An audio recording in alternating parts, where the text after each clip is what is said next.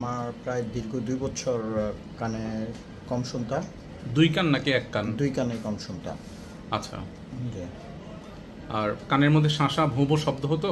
হ্যাঁ, অনেক জোরে জোরে ভোঁ ভোঁ এখন শব্দ। অপারেশনের কতদিন চলে? এখন ১ মাসের উপরে চলতেছে, ১ মাস ৬ দিন। আপনার কি রোগ হয়েছিল সেটা জানেন কি? আমার এটাকে অটোস্ক্লেরোসিস। অটোক্লেরোসিস। কানের ভিতরে এখন কেমন শুনতে পাচ্ছেন? এখন আগের থেকে অনেক বেটার শুনতে পাচ্ছি, অনেক বেটার শুনতে পাচ্ছি। এখন কি মোটামুটি সবগুলো কথাই শুনতে পান? হ্যাঁ, সবগুলোর কথা শুনতে পাচ্ছি। কানের শাঁসা ভোঁ ভোঁ শব্দ কমেছে? হ্যাঁ, অনেক কমেছে, অনেক কমেছে। খুশি আছেন? আলহামদুলিল্লাহ, অনেক খুশি, অনেক খুশি। আচ্ছা, ঠিক আছে। আপনার কানের পেছনে কোথাও কাটা হয়েছিল না, না, অপারেশনের জন্য? কানের কোনো কাটা ছেঁড়া কিছু কোন হয়নি। কানটা অপারেশন হয়েছে? ডান কান অপারেশন হয়েছে। দেখি একটু ঘুরেন তো।